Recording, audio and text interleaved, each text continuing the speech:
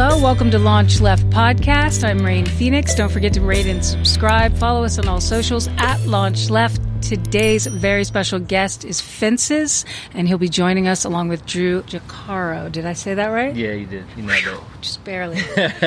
So good to have you guys on the show. Yeah, thank you. Well, so at ease, let's just chat. I know that intro puts people off, like it's all going to be an auctioneer situation. No, you're delivering cool. We're just gonna chat about music, art, and spirituality. We were talking about spirituality off camera. We don't have to get back into that, but it was very interesting. So I'm glad we're rolling now. I'm sure it'll land. Inadvertently, it'll happen. Yeah. Well, because the funny thing about everything that has been happening, particularly through Jack, is. I don't want to dive in way too deep because I'm going to like sort of ruin the ending of the episode. But I was reading Jack's work and being like, oh man, that's like Shakespeare. And then I was like, well, Shakespeare is like Hebrew 12, and Hebrew 12 is like Sanskrit, and Sanskrit's like shamanic tales. So like everything is like that, like and spiritual. When Christopher says Jack, he's talking about Jack Kerouac, who he's been rather intimate with in the last year. You and Dru working on this project. Can you explain what it is? Because I'll do a terrible job comparatively. I mean, I might do a terrible job too. Maybe Dru knows how to talk about it. Well, that's why I like to have Dru with me, because we're kind of like good cop, bad cop. Okay. But we also switch, so it's like no one knows what's going on. Yeah. But we're not the cops. But we're like good ACAB. But like. Honestly, sort of his family, I mean, what's left of it, just because, homie died, like, before even, like, the punk movement started. I mean, he passed away, like, before I was even a thought, or probably my mom was a thought, so he's certainly like a Buddha in a Buddha. Yeah. You know what I mean? But just seeing the ways that he's still alive with all of us was like really inspiring, and just sort of noticing how Dru has lived his life sort of like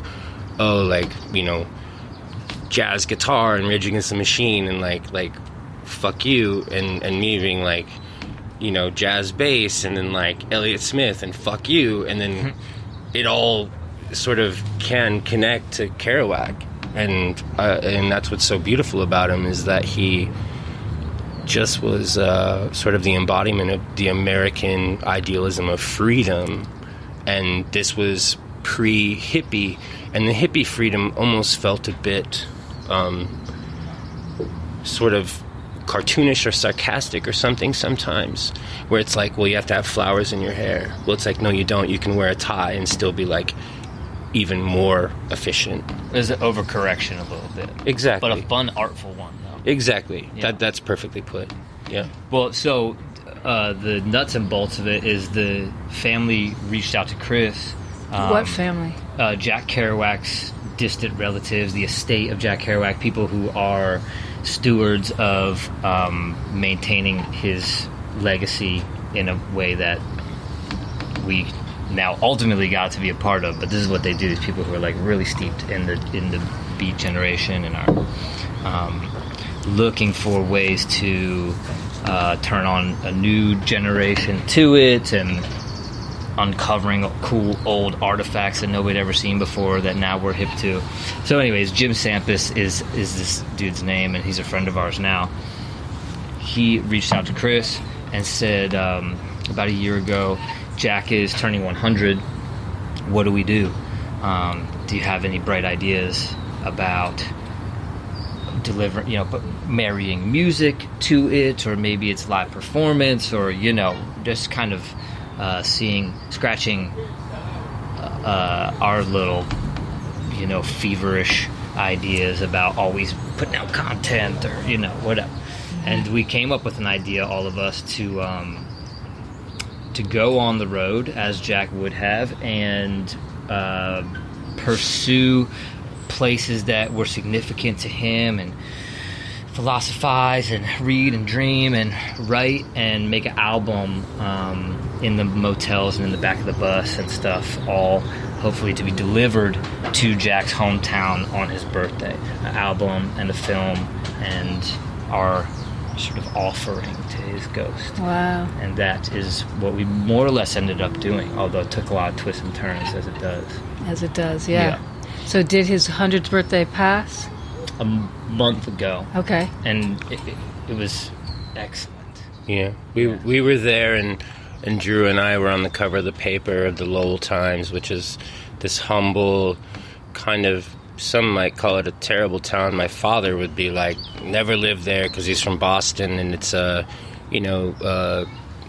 some great boxers from there and drugs, and it's sort of a rough and tumble type of place, But being there, and it was kind of drizzling rain, and all the buildings were really old, and they had posters of him everywhere, and then Dru and I are wandering around being drizzled on with the rain. We look at the paper, and we're on the cover, and the original scroll of On the Road is in a fucking brick building, like 2 blocks away. I mean, the original, like where he just click, click, click, click, click, and it's like, and the picture is me going like this, what I'm doing right now, and Dru's smiling at me, and it's like, that was so beautiful, and just being there, and that's really what it was. It's like, yeah, we went and celebrated his birthday, like where he's from, and Sylvia, who is sort of the, she does like all the media for Underneath Jim, or not Underneath Jim, not to be derogatory, probably.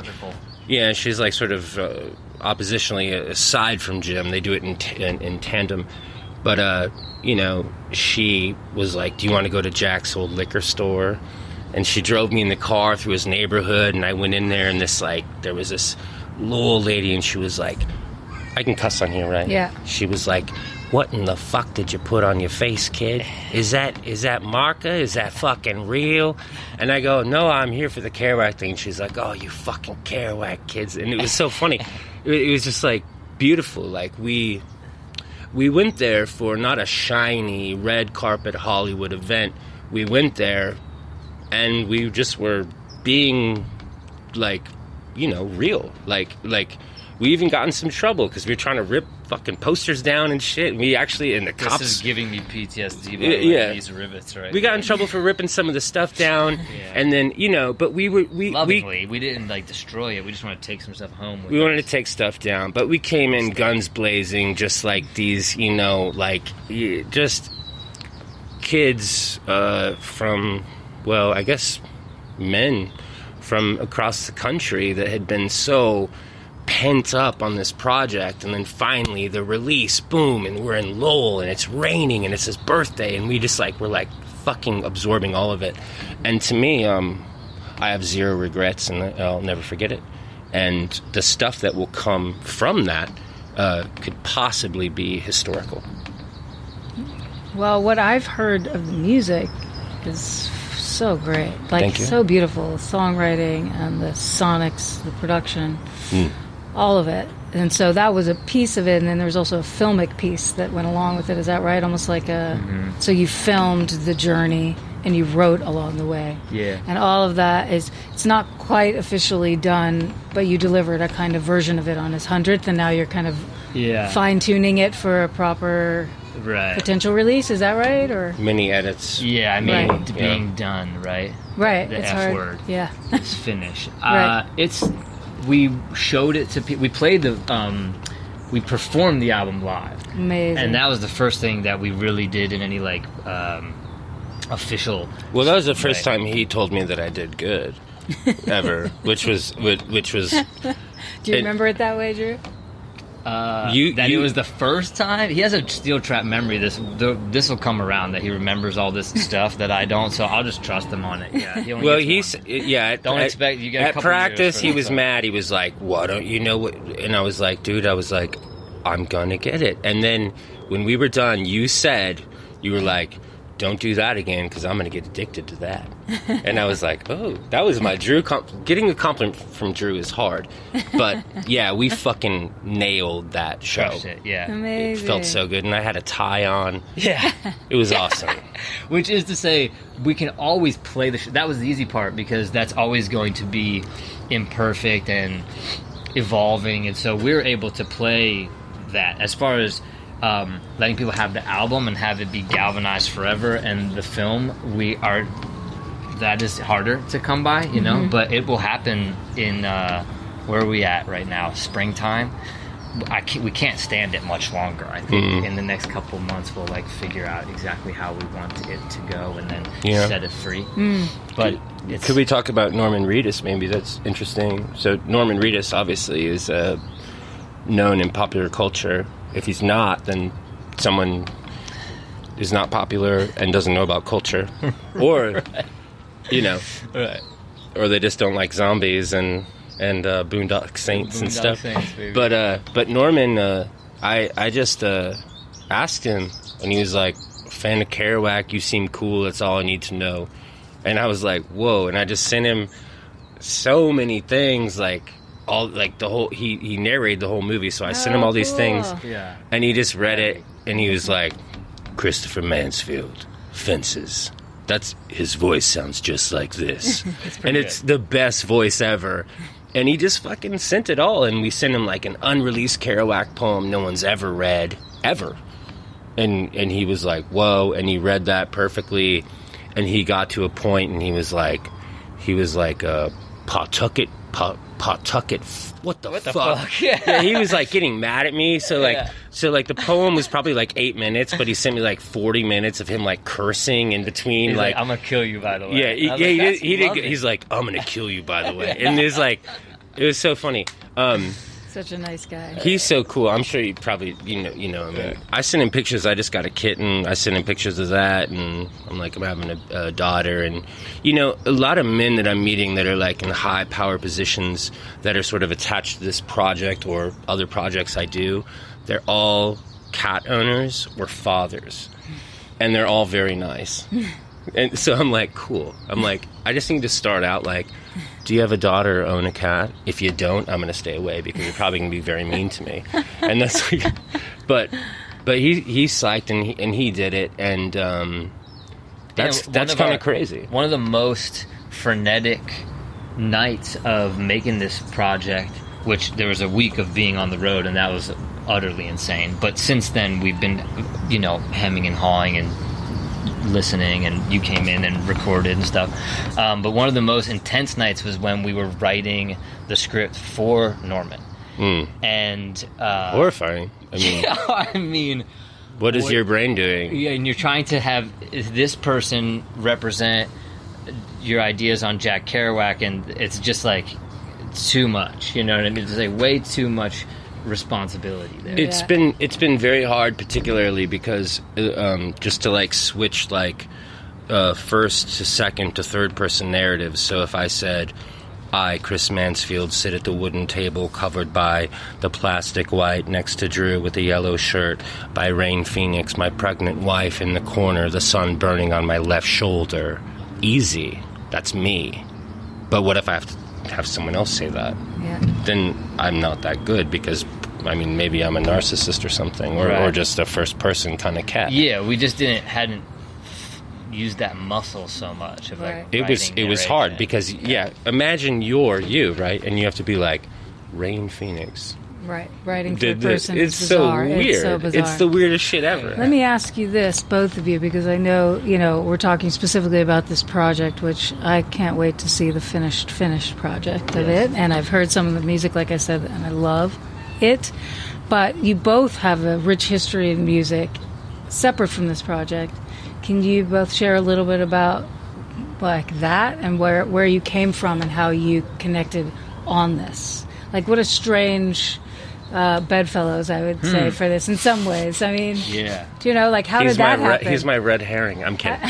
How did this collaboration happen, and where did you come from? I know the story is so funny. I mean, it's cool. Well, it is perfect. Do you want to tell each other's story? How about that? He'll remember it really well. I'll end up. I remember everything for some reason. My brain is terrible. Well, no, or maybe good. But would you want to remember everything? Probably not. I would say terrible. No. Well, Drew can tell his musical history first. And then I'll jump in and tell when we met, and then mine is known. It's stupid. What's yours? Are you Fences? Is that what people should know? Just Google it, Fences. You'll figure it out. Well, I mean, I did the thing with you, the school for... I did the song with Steve Albini's a Nirvana cover for the water for school children. It was all songs covering something about school. Oh, yeah, you did do that. I did that was do with that. Steve Albini? Yeah. It was called, that was Gift Horse Project. That was 2010. Yeah. And it was for the Lunchbox Fund. Yeah, 11 years ago. Whose home this is, basically. Oh, really? Yeah. Wow. And that's weird that, yeah. Yeah. And I went to Steve Albini, and he was like $800, but he said, you can use the in utero mic. And I did. Wow. Yeah. I never told you that, but that's yeah, I did. Right. And I that's think it was Jenny so O who connected us. Mm-hmm. So that's how I remember you, but that's not like the only thing you're known for. That's just how we connected. Exactly. Yes. I mean, I'm known for I don't know, Tegan and Sarah, Macklemore, at the drive-in, but you could see my probably humbleness where I just start naming off other people. Whoops. Yeah, you don't like to talk about you. I got caught in that. Yeah. No, I mean, I think It's not in an expository way. Yeah. And I We just can talk flowy, Yeah. but don't make me pin it down to it. yeah, I would say something. I would say that I do labor over literature and strings of prose and stuff like Incarnations of a Burned Child by like David Foster Wallace and All the World's a Stage by Shakespeare, and I'm just throwing off probably extremely popular things, but I really care about words a lot, and I like to learn the tricks of words that Jack would do, and I call it the circle trick, and something in God music, so I say, and you're just a dead horse that you let me ride, and you are my dead horse that you let me ride. And so figuring out how to like circulate these words over and over and find the best analogies, whether it be animals or fundamentals of nature, mountains, rivers, whatever. I'm really obsessed with songwriting. I know the chords really well, the saddest ones, and it's my life completely and forever. So that is what I do. And I've had some success and a whole lot of not. And I guess that's who I am. You make beautiful music. That was a very poetic way to give your bio. It was awesome. Heavy bio. It was awesome. Love your music. Yes. Yeah, I love yours too. You know, my manager loves yours too. I told him about this. Pat Magnarella does Green Day and Goo Goo Dolls. He is like, oh, I had a big phase with her. He loves you. Oh, that's so cool. Kind of cool, yeah. Yeah, right on. Yeah. So tell us about yourself, Drew, if it's not too uncomfortable. No, it's not. Okay. I started music, or music found me in like the 90s, you know. I was talking to Steve Albini, that was the era, I think. It's like in utero, catching up with Nirvana just a touch too late, but I got to Rage Against the Machine right on time. And guitar was the thing that really hit me. I remember the first guitar, like I remember the day that the guitar came into my life like a lightning bolt. And I don't remember anything before that, but I remember that day, and ever since then has been a pursuit of my relationship with that instrument, which then has blossomed into songwriting and now producing and touring and things like that. But it started with a guitar, with this beat up 5-string guitar that my godfather gave me, and upon moving out here, I'm from Baltimore. In Baltimore, I thought I would just be Tom Morello. I thought maybe I could just carry the torch from him or something. Maybe he would pass it to me, and I could like rock shows and also speak truth to power and stuff like that. And then I came to LA, and it became a little bit more of a business and less of a fantasy. And so I sort of built a studio and ended up working with lots of fun, different artists, trying to figure out if there was any more truth to be had, even for a little while. And then ultimately how Chris and I were going to inevitably meet was that we share all of those types of things, that we love the guitar and we love jazz and we love words and books and one another, and we love being from the East Coast in some capacity, but being out here and being able to stretch out and breathe. And you can't forget the Italian part. And that we are very Italian. You're both really Italian? Yeah. Well, my last name is Mansfield, but it's adopted. My father was adopted by his aunt because my great... my father's father, I guess that would be just grandfather, his nickname was The Animal. He was a Hell's Angel, and he was Sicilian, and his last name was D'Angelo, And then my father's mom and him both died of heroin, so her sister adopted my father. So I'm Sicilian, which is, thank God. Yeah. But that's why we get along. Yeah. But Mansfield, I don't know much about it other than Jane, and she had beautiful breasts, but that doesn't have anything to do with my life. Right. Yeah. Funniest thing. And we would be remiss to not bring up Lene as our dear friend who. Well, we met in the funniest way, because I don't think that he even knows, because Lene is like, she's this fiery, short-haired redhead who's just always on the go, and she'll come pick you up when you don't even want to do stuff. You know people like that, right? You're like, no, I don't want to go out tonight, and she's like, well, I'm outside. Yeah. And you're like, man, okay, well, and then you got to go. And she did that to me. I was in Los Feliz. I had a 2-month sublet, just in pure misery. And she picked me up, brought me to the Comedy Store. And then me and Drew were in the back. Theo Vaughn, Brendan Schwab, Joe Rogan, everyone, Joey Diaz, like all the cats, like all the Comedy Store guys. And then one of the I think it was Joey Diaz, grabs Drew's girlfriend. No, it was the other dude. The big one. He was the big one. Well, someone grabs Drew's girlfriend, and he's like, "Can I borrow your girl to bring her in so they think I got a hot girl?" Yeah. And that's not Joey Diaz. It's I can't remember the comedian. It doesn't matter. But he has that Italian voice, and he's kind of bigger, and he's always on Rogan. He takes Drew's girlfriend, and he's totally sweet about it. He brings her into the Comedy Store through the back way. I see Theo Vaughn hop a fence.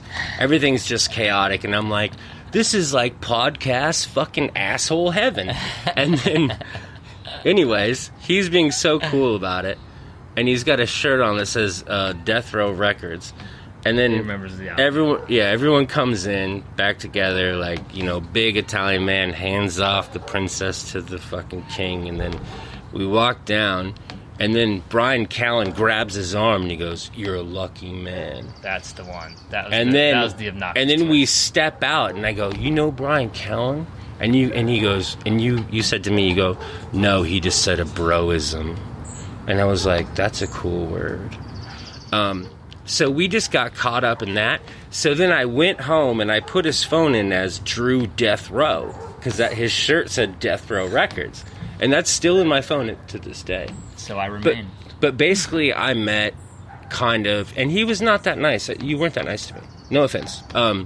You weren't mean, but you were quiet. You had to earn that compliment from last month. So he was sort of this, like, quiet, cocky Italian with a girl that all these, like, washed-up Comedy Store guys wanted to bang.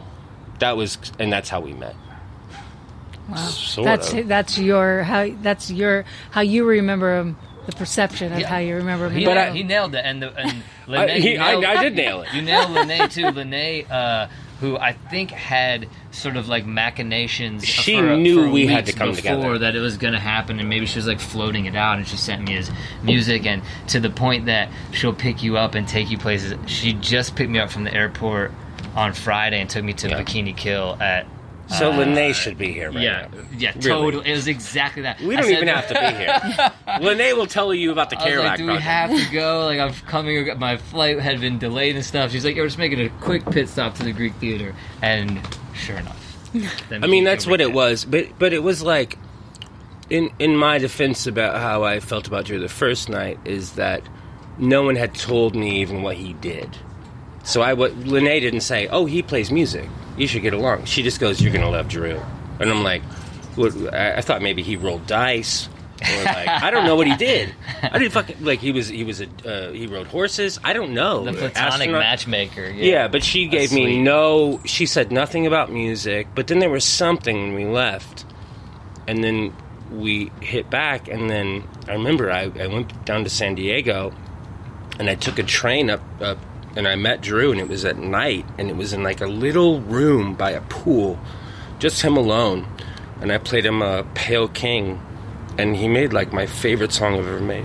Wow. Like within like 15 minutes. And then from then on, I've been in love with him musically. Like it was like so spooky how he took the sound. because he was able to take harmonies and sounds that I didn't even know I thought of, and just like just like weird stuff behind like a G, like just threw him over there, and it was like wow, this guy's like a fucking magician. And since then I've texted him every day. Wow, so you guys are actually good friends. That's sweet, huh? Yeah, I think so. And you've been like hand in hand in this project for over a year, right? Yeah, well, that we heard from them was a year ago. Okay. It was pretty compressed. Well, that's why I called him. Yeah. Right. Because that was pretty new. Right. Him and I on that was pretty new. And then I got this big thing, and I was like, okay, so Jack Kerouac, like the most esteemed American writer besides like Hemingway, and I mean, it's like what is he, like required reading in high school? I was like horrified. I was like, my penis is shrinking into my body and my eyes are turning back into my head. I can't do anything. And I go, wait, I know a very confident Italian who has a good studio, and he makes me feel powerful. So I fucking called Dru straight up, and I was like, Dru, do you want in on this? And he was just like, oh, fuck yeah. And then here we are. Basically, that's really what happened, ain't it? Yeah. I just needed help. I was scared by myself. How did music first find you? Dru shared a little bit about that for him, but what was your first remembrance of how, like, when you turned to music as a way through? Man, my memory can go so far back because I've been seeing this healer way out in the valley called Reverend Emma. She's a reverend, so it's like highly Christian, but she's highly psychic. But we go back into the womb where I'm arguing with God, but I can push out, and I'm not kidding. I mean, she really brought me into these memories. Well, my first memory of music is crying when my little sister was taken away, Alyssa, and her father was Spanish, and I spoke, fluent Spanish, and I heard Feliz Navidad in the car driving away from her with like garbage bags full of my stuff, and then I cried to that music, and I go, Feliz Navidad. If I hear that song, I cry now. So that was my first time of going, okay, so sound makes you cry. And I was probably 9, 8, So that's my first musical memory. Other than that, it would be the stuff that would really affect me sonically, like chordally. Or like when it first found you too, like as a... I would say Bush Glycerine, that song. Okay. Don't let the days go by, glycerine. How old were you? Probably like 12 or 6th grade. Yeah. Wow. I heard that, and I loved, but I lived in Washington, and I was telling him, my friend Steve Raniero, his dad, I told you about that, his dad went and had to go see Kurt. Remember? Yeah. So we were all into Kurt. We're like, how do we play this thing left-handed? Stealing our dad's flannels. I mean, that was the thing. I mean, so it kind of was that for me, Feliz Navidad. And then actually my aunt Dolly got me some weird, she got me like Stone Temple Pilots Core. She got me Tool Enema. She got me like Nirvana Nevermind. She got me Nine Inch Nails Downward Spiral. I mean, I was like freaking out. Wow, yeah. And I was just like flipping them. I was in my room just like, who am I? What is it? Like just losing my mind. And I had a guitar, and like there was probably like 2 strings on it. I'm like, how do I tune this? And but it was heaven, because to me, that's the origin story. Or even the villain story. I mean, I can still see it all, and so easy what those guys were saying. I mean, I listened to, I remember Portrait of an American Family. I mean, Marilyn Manson, 1994. I mean, 1996 was Antichrist Superstar, but by then I was sort of climbing out of that shit, and I was getting more into like Rush and like Weather Report and jazz fusion around 96, 97, but kind of pre-96 I was deep into that stuff. And I was listening to like Ice-T, Freedom of Speech, You Better Watch What You Say. I had a tape that my stepdad used to hide from me, that there's a skit in between a song where he's like, you ever heard what a motherfucking drill sounds like going through a motherfucker's head? And it's like, and it's like,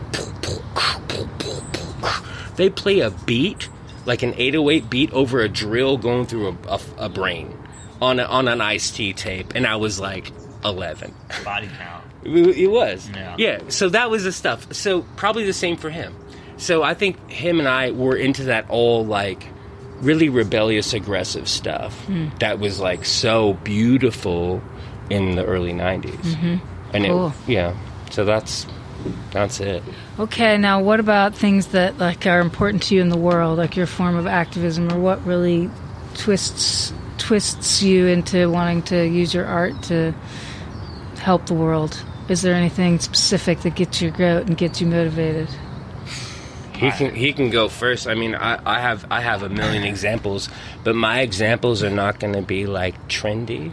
They're going to be like, we don't need them to be trendy. We just want the truth. They're going to be we need income equality. Okay, we need to bring some sort of material change to the working class in like the most incremental way would be fine. Anything other than working against the interest of the majority, which is oftentimes how it is going. Certainly we were right off the back of this like Supreme Court leak thing, which just we were kind of maybe on the opposite side of that argument, but surely we're like taking power away from the people, and I'd love to give power to the people. And that is what the guitar has always been to me, is like the means by which I would get to do that. It is like my pitchfork and torch. But it is all so insurmountable too that sometimes it just feels like you're just like talking about it and it's like performative.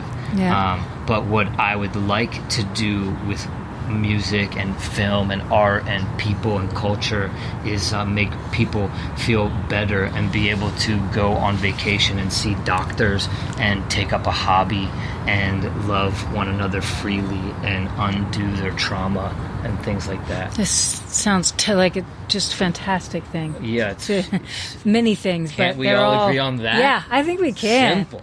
It is so simple. It's a shame because I think we do all agree on that. I think, greed is a really terrible thing. So for those who have that... The codifying of greed is where we're at. There's like greed that I too am subject to. I also have greed.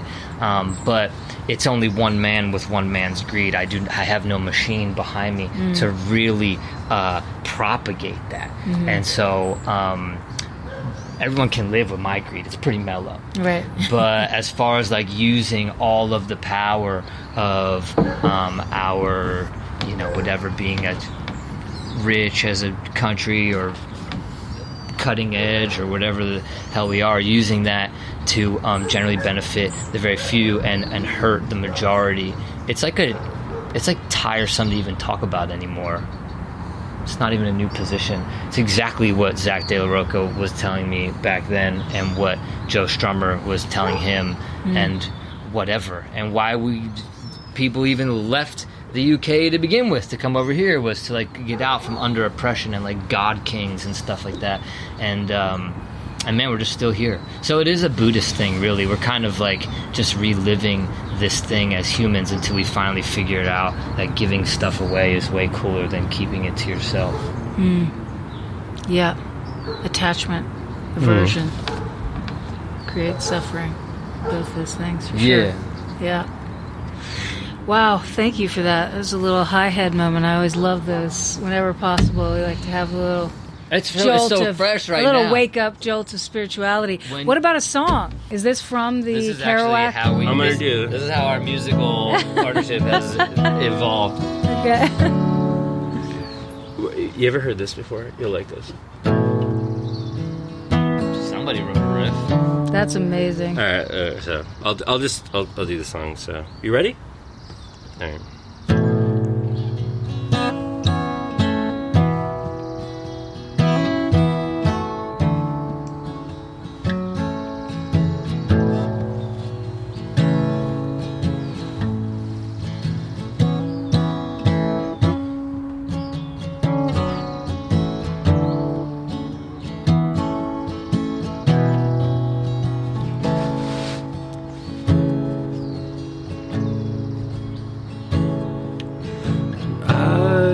was talking through the Lord,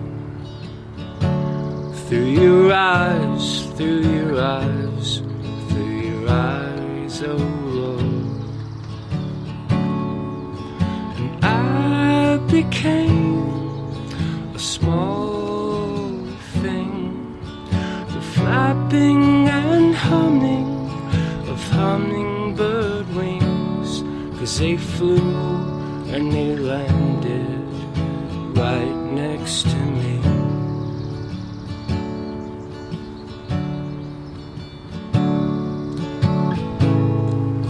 A hand shaped by clouds, goodbye Colorado, will follow you now.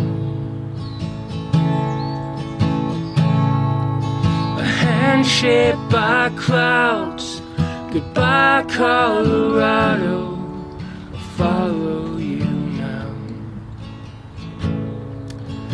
I was talking through the Lord. You're the Lord, you're the Lord, she exists no more.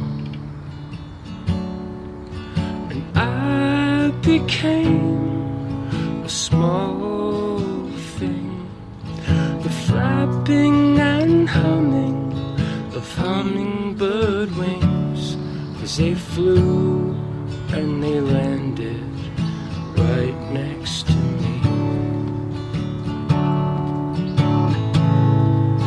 A hand shaped by clouds, goodbye Colorado, I'll follow you now.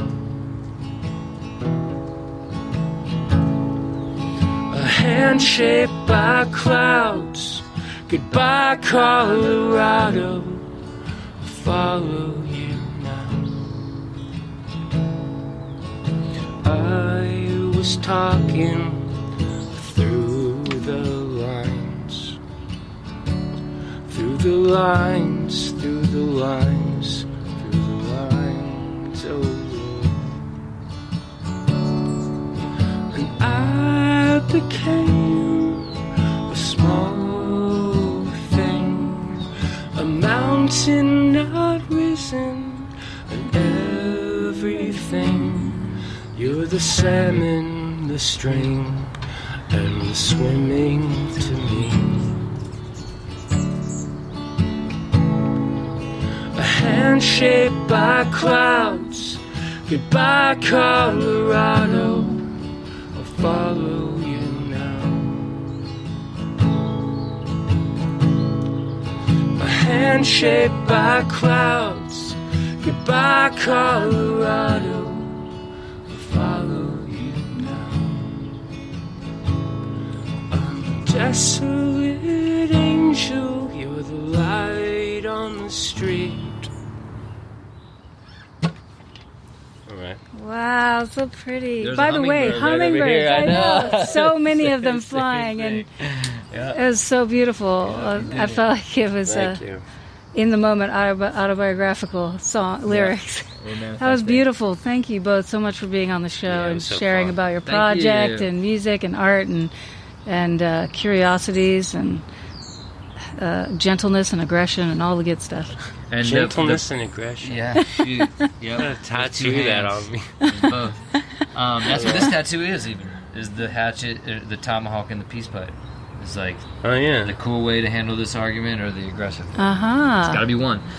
I was gonna say I got both in my house, so I'll see you in a minute. Destination Angels is the name of the project. Thank and so you. when people are when we have finally released it here in a matter of weeks, that's how people find it. Destination Angels. Okay, and can you share with us where you can find you on the interwebs, both of you separately and together, the project, if you have that set Together, up? he is on Spotify as Fences, which I've produced a bunch of that music with him in tandem, and there's lots more music there. And then I go by Falconry is how you'll find me on Instagram and Spotify and other things like that. Okay, and again, the name of the film and music project? It's called, you want to do it together? Right. Destination Angels. Angels. We gotta work on that, but the rest of it's good. Thanks so much, you guys. So great to have you. Thank you. LaunchLeft aims to create an intentional space that highlights and empowers all artists for whom radical creativity is not a choice, but a necessity. LaunchLeft begins with music, but its ultimate aim is to launch left-of-center artists in all creative fields.